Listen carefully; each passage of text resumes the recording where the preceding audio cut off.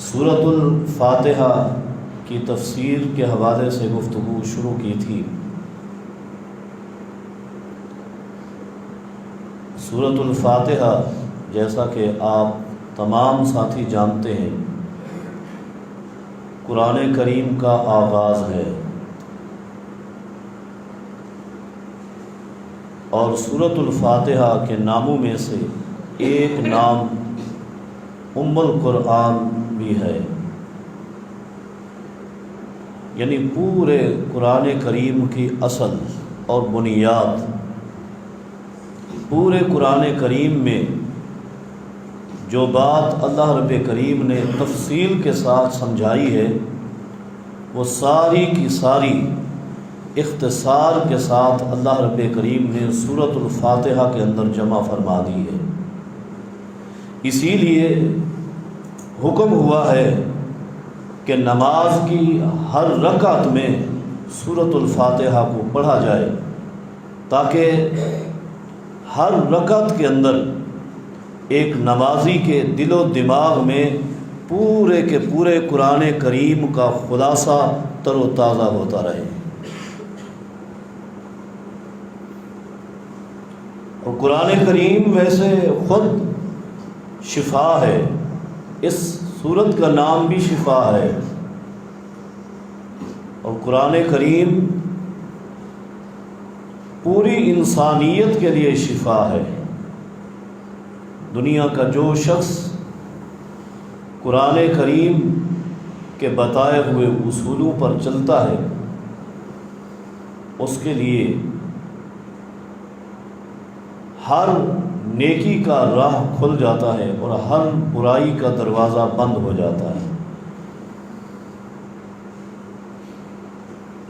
اس سورت کی ابتدائی اور پہلی آیت الحمدللہ رب العالمین، اس پر گفتگو ہوگی۔ حمد عربی میں کہتے ہیں وہ ثناء جمیل، وہ خوبصورت تعریف، من جہت التعظیم، جس میں کسی کی تعظیم اور عظمت بھی پائی جائے، من نعمت وغیرہ، چاہے اس ہستی نے کوئی احسان کیا ہو یا نہ کیا ہو، دونوں صورتوں میں اس کی حمد اور تعریف۔ اور کئی ایک وضاحتیں علماء لغت نے کی ہے۔ بہرحال مختصراً آپ یہ سمجھیں کہ حمد کا معنی ہے تعریف۔ مدح بھی تعریف کے لیے ہے، لیکن مدح اور حمد میں فرق ہے۔ حمد صرف اور صرف اللہ کی ذات کے لیے لائق ہے۔ مدح اللہ تعالیٰ کی مخلوق میں سے جس کی بھی ہو وہ مدح ہوتی ہے، حمد کسی کی نہیں کی جا سکتی۔ حمد تعریفات کو کہتے ہیں۔ الحمد، یہاں گرامر کے اعتبار سے یہ جو الف اور لام ہے الحمد، حمد کے شروع میں، یہ استغراق جنس کا ہے۔ اس کا معنی ہے کہ حمد کے، تعریف کے جتنے مفہوم ہیں، حمد اور تعریف کی جتنی اقسام ہیں، وہ ساری کی ساری صرف اللہ کے لیے ہے۔ اور وقت کے ایک عظیم امام گزرے ہیں گرامر کے حوالے سے۔ گرامر میں ان کا ایک نام تھا امام سیبویہ رحمہ اللہ۔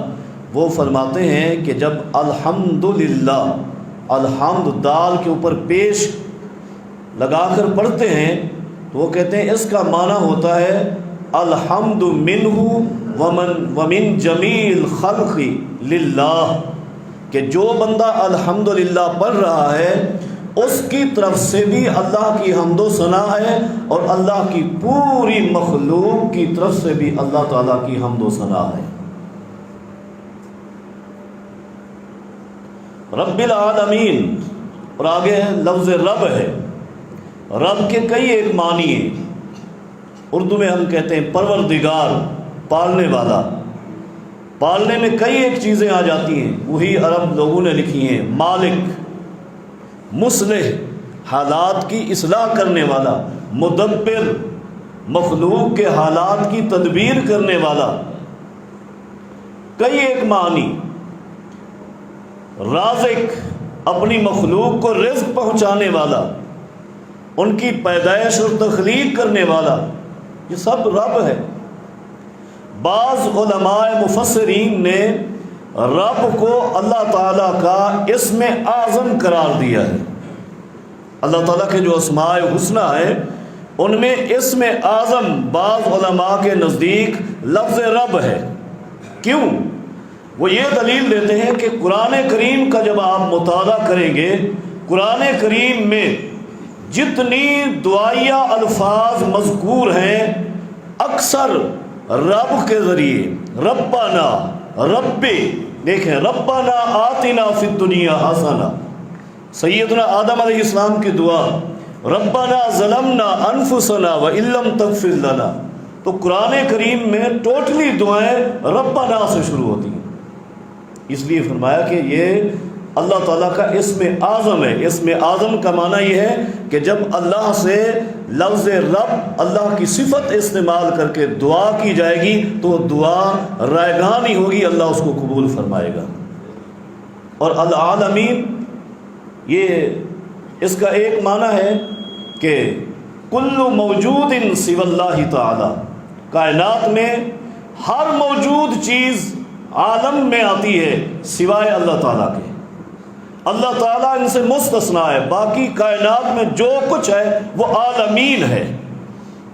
اور علماء نے عالمین کی تعداد لکھی ہے اندازے سے، لیکن میں یہ عرض کر دوں کہ ان میں سے کسی کے پاس دلیل نہیں ہے۔ بعض نے کہا کہ 18,000 مخلوقات ہیں اللہ کی، بعض نے کہا کہ اللہ تعالیٰ کی جو مخلوقات ہیں ان کی تعداد 40,000 ہے، اور بعض نے کہا کہ 80,000 ہے، 40,000 خشکی میں ہے اور 40,000 پانی کے اندر مخلوقات ہیں۔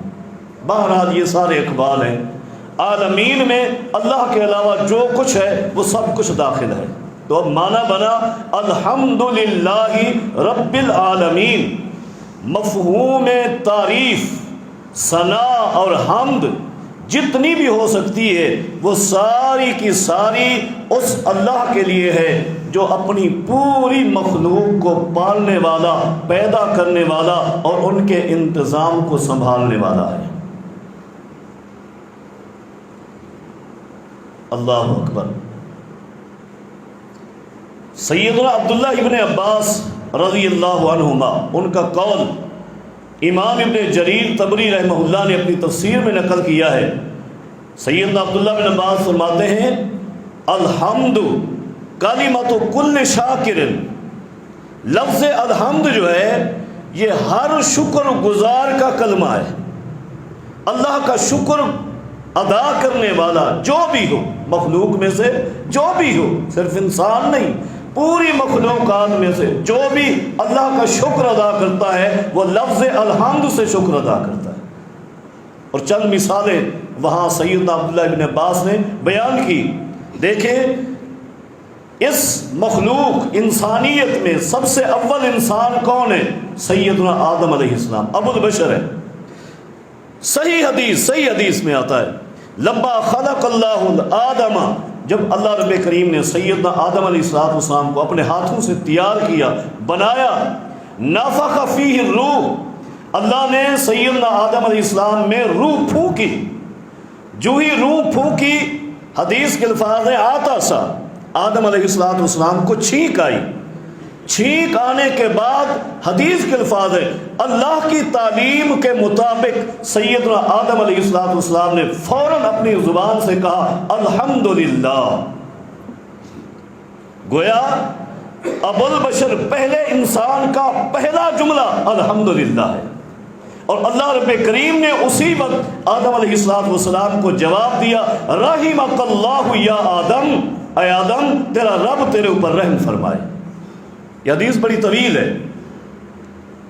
اسی طرح قرآن کریم کا مطالعہ کریں، انسانیت میں ایک دوسرے باپ شمار ہوتے ہیں، اور اول الرسل ہے سیدنا نوح علیہ السلام۔ اللہ رب کریم نے نوح علیہ السلام کو تعلیم دی ہے، قل الحمد للہ الذی نجانا من القوم الظالمین۔ اللہ نے جب طوفان بھیجا اور قوم نوح کو تباہ کر دیا تو اللہ رب کریم نے نوح علیہ السلام سے فرمایا، میرے نوح میرا شکر یوں ادا کر، الحمد للہ الذی نجانا من القوم الظالمین، اس رب کی ساری تعریفیں ہیں جس نے اس ظالم قوم سے مجھے نجات عطا فرما دی۔ اسی طرح تیسرے نمبر پر ایک اور انسان ہے، سیدنا ابراہیم خلیل اللہ علیہ السلام۔ قرآن کریم اٹھائیں، کیا فرماتے ہیں؟ الحمدللہ الذی وہب لی علی الکبر اسماعیل و اسحاق ان ربی لسمیع الدعاء۔ میں نے اپنے رب سے بڑی دعائیں کی، میرے رب نے میری دعا سنی۔ اس رب کی تعریفیں ہیں کہ اس نے بڑھاپے میں مجھے اسماعیل بھی عطا کیا، اسحاق بھی عطا کیا، اور دونوں کو پیغمبر بنا کر بھیجا۔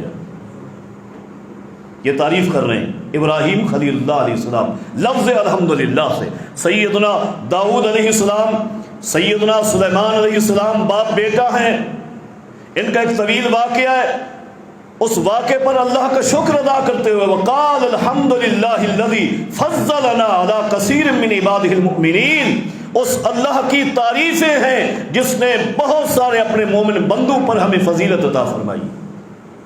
اللہ رب کریم نے امام الانبیاء والمرسلین سیدنا محمد الرسول اللہ صلی اللہ علیہ وسلم کو تعلیم دی اور حکم دیا، فَقُلِ الْحَمْدُ لِلَّهِ الَّذِي لَمْ يَتَّخِذْ وَلَدًا، اس رب کی حمد بیان کر اے محمد صلی اللہ علیہ وسلم، اور کہے الحمدللہ، ساری تعریفیں اس اللہ کے لیے ہیں، الَّذِي لَمْ يَتَّخِذْ وَلَدًا، جس نے اپنی اولاد نہیں بنائی۔ اللہ اکبر۔ اہل جنت جب جنت میں داخل ہوں گے، پہلا ہی قدم رکھتے ہی رب کی تعریف بیان کرتے ہوئے کہیں گے، قرآن کریم ہے، الحمدللہ الذی اذھب عنا الحزن ان ربنا لغفور شکور۔ ساری تعریفیں ہمارے اس رب کی ہیں جس نے ہمیں تمام دکھوں سے نجات عطا فرما کے جنت میں بھیج دیا۔ یہ ہے الحمد۔ اور لفظ الحمدللہ سے اللہ رب کریم نے اپنی کتاب کا آغاز کیوں کیا ہے؟ کیوں کیا ہے؟ حالانکہ وحی کے اعتبار سے یہ سورت پہلی سورت نہیں ہے، قرآن کریم کی مختلف آیات مختلف اوقات میں نازل ہوئی، لیکن اللہ کی وحی کے ساتھ محمد الرسول اللہ صلی اللہ علیہ وسلم کی تعلیم کے مطابق قرآن کریم کی یہ ترتیب وہ ترتیب ہے جو لوح محفوظ میں اللہ کے پاس قرآن کریم کی ترتیب ہے۔ یہ وہ ترتیب ہے۔ قرآن کریم میں ابتدا سورت الحمد سے، اور یہ بھی سوال ہے کہ اس رب نے جس کی اتنی شان ہے اپنی حمد خود کیوں بیان کی اپنی کتاب میں؟ اپنی حمد و تعریف اس نے خود کیوں بیان کی ہے؟ اللہ نے قرآن کریم میں یہ صورت نازل ہی اس لیے کی، اور حمد سے ابتدا ہی اس لیے کی کہ رب جانتا ہے میری مخلوق میری حمد و ثنا بیان کر ہی نہیں سکتی، عاجز ہے اللہ کی مخلوق۔ اللہ کی پوری مخلوق میں کوئی ایک ہستی ایسی نہیں جو اللہ کی حمد و تعریف کا جو حق ہے وہ حق ادا کر سکے، نہیں ہے۔ اللہ کی پوری مخلوق میں اشرف المخلوقات ہے انسان، انسانوں میں سب سے افضل ہیں انبیاء، انبیاء میں سب سے افضل ہیں محمد الرسول اللہ صلی اللہ علیہ وسلم، لیکن رب کی حمد کا جو حق ہے وہ حق ادا کرنے کے لیے اگر رب کی تعلیم کو چھوڑ دے تو محمد الرسول اللہ صلی اللہ علیہ وسلم بھی وہ حق ادا نہیں کر سکتے۔ میں نہیں کہتا، آپ جائیے صحیح مسلم اٹھائیے، سید عائشہ رضی اللہ تعالی عنہ فرماتی ہیں کہ ایک رات میں نے اللہ کے رسول صلی اللہ علیہ وسلم کو گم پایا، اپنے بستر پہ نہ پایا، میں تلاش کرنے کے لیے نکلی، تلاش کرتے کرتے رات کا وقت ہے، اندھیرا ہے، میں نے آپ کو پایا، آپ مسجد میں موجود تھے، حالت یہ تھی کہ میرے ہاتھ آپ کے دونوں پاؤں پہ لگے، آپ کے پاؤں کھڑے تھے، نماز میں تھے، اور نماز کی وہ کیفیت جو سب سے زیادہ عاجزی کی کیفیت ہے، آپ سجدے میں تھے، میں نے سمجھ لیا کہ آپ سجدے میں ہیں، میں قریب ہوئی دیکھوں اللہ سے کیا مانگ رہے ہیں۔ اللہ کے پیارے حبیب صلی اللہ علیہ وسلم سجدے کی حالت میں دعا پڑھ رہے ہیں، اعوذ برضاک من سخطک وبمعافاتک من عقوبتک واعوذ بک منک لا احصی ثناء علیک انت کما اثنیت علی نفسک۔ اے اللہ، اعوذ برضاک من سخطک، میں تیری رضا کے ذریعے تیری ناراضیوں سے تجھ سے پناہ مانگتا ہوں، وبمعافاتک من عقوبتک، اے اللہ میں تیری پکڑ سے ڈرتا ہوں، تو میرے اوپر درگزر فرما، میں تیری پناہ مانگتا ہوں۔ اعوذ بک منک، اے اللہ میں تجھ سے پناہ مانگتا ہوں، اس لیے لا احصی ثناء علیک انت کما اثنیت علی نفسک، اے اللہ میں جتنی تیری حمد و ثنا بیان کروں، تیری حمد و ثنا اس طرح بیان نہیں کر سکتا، انت کما اثنیت علی نفسک، اے اللہ جس طرح تو نے اپنی ثنا بیان کی ہے میں نہیں بیان کر سکتا۔ یہ امام الانبیاء ہے، افضل الرسل ہیں، اللہ کی پوری مخلوق میں سب سے افضل انسان ہیں، وہ بھی رب کی وہ حمد بیان نہیں کر سکتے جو حق تھا۔ اس لیے رب نے اپنی شان کریمی کا مظاہرہ کیا اور قرآن کریم کا آغاز ہی اسی صورت سے کر دیا اور اسی آیت سے کر دیا کہ جب میرے بندے قرآن کریم کو کھولے اور آغاز تلاوت کریں تو پڑھے الحمدللہ رب العالمین، ان کا یہ ایک جملہ پڑھنا میری ساری تعریفات کے لیے کافی ہو جائے۔ رب کی تعریف اگر کرنی ہے تو رب کے بتائے ہوئے طریقے پر ہوگی، اور وہ طریقہ کیا ہے؟ رب کریم نے خود سکھایا ہے۔ اپنی مرضی سے کائنات کا کوئی انسان رب کی تعریف کر سکتا نہیں۔ ہم میں سے تو کوئی انسان ایسا بھی نہیں ہے جس کا علم رب کے پورے ناموں کو جانتا ہو۔ آپ سوچیں گے کہ کیا کہہ دیا میں نے؟ یہ جو حدیث میں اللہ رب کریم کے 99 نام آئے ہیں نا، یہ 99 نام صرف فضیلت کے لیے آئے ہیں، ان کے پڑھنے اور حفظ کرنے کی فضیلت بیان کرنی تھی، اس لیے یہ 99 آئے ہیں، ورنہ علماء نے یہ لکھا ہے، تمام علماء نے متفقہ طور پر کہ اللہ کے نام بے شمار ہیں، مخلوق میں سے رب کے ناموں کو کوئی شمار ہی نہیں کر سکتا۔ جب اس کے آپ نام نہیں شمار کر سکتے، اس کی تعریف کیسے کر سکتے ہیں؟ تعریف بھی کوئی نہیں کر سکتا۔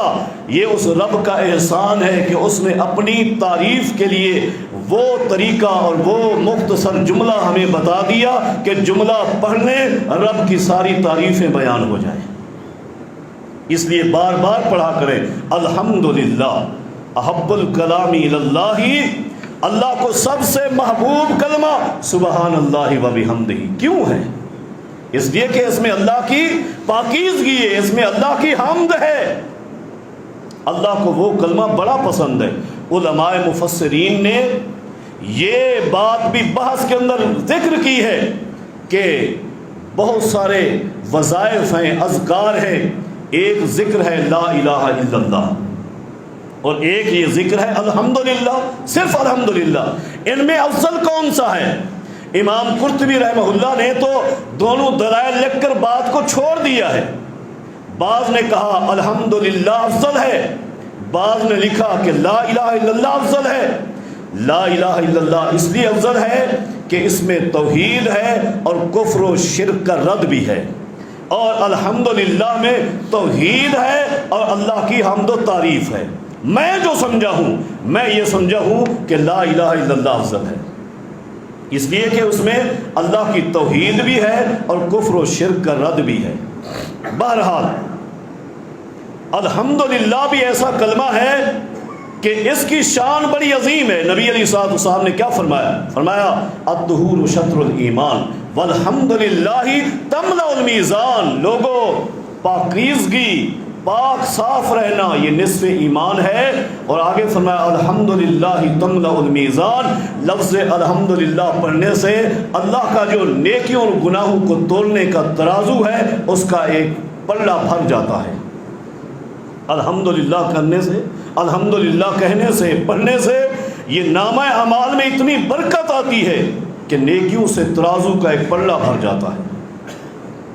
سبحان اللہ والحمدللہ تملأان او تملا ما بین السماء والارض، سبحان اللہ اور الحمدللہ جو بندہ پڑھتا ہے زمین و آسمان کے درمیان جتنا خلا ہے اس کی نیکیوں سے بھر جاتا ہے۔ یہ برکت ہے اس کلمے کی، اس کلمے کی برکت ہے۔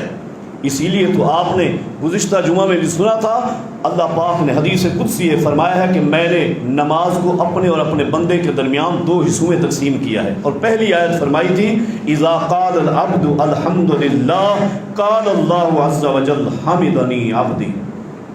جب بندہ نماز پڑھتے ہوئے پڑھتا ہے الحمدللہ رب العالمین، اللہ فرماتا ہے حمدنی عبدی، میرے بندے نے میری حمد و ثنا بیان کر دی، یعنی جو حق تھا تعریف کا وہ ادا کر دیا ہے۔ اسی طرح ایک دوسری حدیث ملتی ہے کہ عام طور پر یہ تو سورۃ الفاتحہ کا الحمدللہ رب العالمین پڑھنا تھا، عام طور پر جب ایک بندہ پڑھتا ہے الحمدللہ قال اللہ، اللہ فوراً جواب دیتا ہے صدق عبدی، میرا بندہ سچ کہہ رہا ہے، الحمدلی، ساری تعریفیں صرف میرے لیے ہو سکتی ہیں، کسی اور کے لیے ہو سکتی نہیں، میرا یہ بندہ سچ کہہ رہا ہے، اس میں جو کچھ کہا، میری تعریف میں جو بیان کیا سب صحیح کہا۔ اسی لیے نبی علیہ الصلوۃ والسلام کی حدیث ہے، فرمایا ما انعم اللہ من نعمت، ما انعم اللہ من نعمت الا کان الذی من قال الحمدللہ۔ اللہ اکبر، جب اللہ کسی بندے کو کوئی نعمت دے، کوئی اللہ احسان فرمائے اور اس بندے کو اللہ یہ توفیق دے دے کہ اس نعمت کے بدلے میں وہ لفظ الحمدللہ کہہ دے، یہ لفظ الحمدللہ کہنا فرمایا افضل مما اخذ، اللہ نے جو اس پر احسان کیا اس کا بڑا بدلہ اللہ کے پاس واپس چلا گیا اس بندے کی طرف سے۔ یہ جو اس نے الحمدللہ کہا، وہ اللہ کا انعام جتنا بڑا بھی ہو سکتا ہے، اولاد کی صورت میں، مال و دولت کی صورت میں، گھر کی صورت میں، سواری کی صورت میں، کوئی بھی انعام ہو سکتا ہے۔ اور اسی طرح ایک دوسری حدیث میں نبی علیہ الصلوۃ والسلام کا یوں بھی فرمان ہے، فرمایا لو ان الدنیا کلھا بحذافیرھا بیاد رجل من امتی، اگر یہ پوری دنیا جس کے اندر بڑے بڑے قیمتی ترین محلات بھی ہیں، قیمتی پلاٹ بھی ہیں، قیمتی گاڑیاں بھی ہیں، قیمتی جانور بھی ہیں، بڑی چیزیں ہیں، ایک ایک کو گنتے جائیں یہ وقت نامکمل ہو جائے گا، یہ وقت پورا نہیں ہوگا، یہ ساتھ نہیں دے گا، اتنی اللہ کی نعمتیں۔ فرمایا لو ان الدنیا کلھا بحذافیرھا بیاد رجل من امتی، اگر اللہ یہ دنیا اور اس کی جو زیب و زینت ہے ساری کی ساری اکٹھی کر کے میرے ایک امتی کو دے دے، میرے ایک امتی کو دے دے، وقال العبد الحمدللہ، اور میرا وہ امتی الحمدللہ پڑھ لے اس پر، لکانت الحمدللہ افضل من، اس کا الحمدللہ پڑھنا رب کی ساری نعمت سے بڑا اعزاز ہے۔ یعنی اللہ جس بندے کو لفظ الحمدللہ بار بار پڑھنے کی توفیق عطا فرما دے، اللہ کا وہ بڑا پیارا بندہ ہے، بڑا پیارا ہے۔ اب ہر بات پر نبی علیہ الصلوۃ والسلام کی بڑی معروف حدیث ہے، صحیح مسلم میں، جامع ترمذی میں، فرمایا ان اللہ لیرضی عن عبدہ ان یأکل الاکلۃ فیحمدہ علیہا او یشرب الشربۃ فیحمدہ علیہا، اللہ اپنے اس بندے سے راضی ہو جاتا ہے۔ یہ کتنا بڑا اعزاز ہے، کتنا بڑا انعام ہے، جس رضا کا اعلان اللہ نے جنت میں کرنا ہے۔ اللہ ساری نعمتیں ساری دنیا کے لوگوں کو دنیا میں دیتا ہے، لیکن ایک نعمت اللہ کی ایسی بھی ہے جو اللہ نے صرف جنت میں دینی ہے، وہ ہے اللہ کی رضا، وہ ہے اللہ کی رضا۔ ساری امت کو یہ انعام دنیا میں نہیں ملا سوائے صحابہ کرام کے، اللہ نے ان کو یہ انعام دنیا میں دے دیا، رضی اللہ عنہ۔ بعد فرمایا ان اللہ لا یرضی عن العبد، اللہ پاک اپنے اس بندے سے راضی ہو جاتا ہے۔ کون بندہ؟ ان یاکل الاکلۃ فیحمدہ علیہا، جب وہ کھانا کھانے لگتا ہے ایک لقمہ اپنے حلق سے گزارا اور اس نے پڑھا الحمدللہ، ہر لقمے پر الحمدللہ پڑھتا ہے۔ او یشرب الشربۃ فیحمدہ علیہا، پانی کو پیتا ہے، پانی کے ایک ایک گھونٹ پینے کے بعد اپنا سانس نکالتا ہے، پڑھتا ہے الحمدللہ۔ یہ الحمدللہ پڑھنا اس کو اللہ کی رضا دلوا دیتا ہے، اللہ راضی ہو جاتا ہے۔ کس سے؟ اللہ کی رضا لینا بڑا آسان ہے۔ کھانا ہم نے ویسے کھانا ہے، پانی ویسے پینا ہے، کوئی اور چیز پینی ہے، کوئی اور چیز کھانی ہے، جو چیز بھی کھا رہے ہیں یا پی رہے ہیں اس کے ساتھ ساتھ الحمدللہ الحمدللہ پڑھتے جائیں، رب راضی ہو جائے گا، رب راضی ہو جائے گا۔ اللہ کا راضی ہونا بڑا آسان ہے، لیکن طریقہ وہ ہو جو طریقہ رب نے اپنے رسول کے ذریعے بتایا ہے، بس کسی اور کا طریقہ نہیں، کسی اور کا طریقہ نہیں۔ اسی لیے فرمایا کہ جب کوئی شخص، اللہ اکبر، ایک اور دعا اور بڑی عظیم دعا، بڑی عظیم دعا، آپ کی اور میری چاہت کی دعا، نبی علیہ الصلوۃ والسلام نے فرمایا، جامع ترمذی کے الفاظ ہیں، جب کوئی شخص کھانا کھاتا ہے، کھانا کھانے سے فارغ ہو جاتا ہے تو دعا پڑھتا ہے۔ کئی ایک دعائیں ہیں حدیث میں، ایک دعا یہ بھی ہے، وہ دعا پڑھتا ہے الحمدللہ الذی اطعمنی ھذا ورزقنیہ من غیر حول منی ولا قوہ۔ دعا پہ آپ نے غور کرنا ہے، پہلا لفظ ہے الحمدللہ، الحمدللہ الذی اطعمنی ھذا، اس رب کی ساری تعریفیں ہیں جس نے مجھے یہ کھانا کھلایا ہے، ورزقنی، یہ رزق مجھے عطا کیا، کیسے عطا کیا؟ من غیر حول منی ولا قوہ، اس کو حاصل کرنے کی میرے پاس کوئی طاقت نہیں تھی، یہ ساری طاقتیں میرے رب کی ہیں، اس نے عطا کیا، بس یہ دعا پڑھ دیتا ہے۔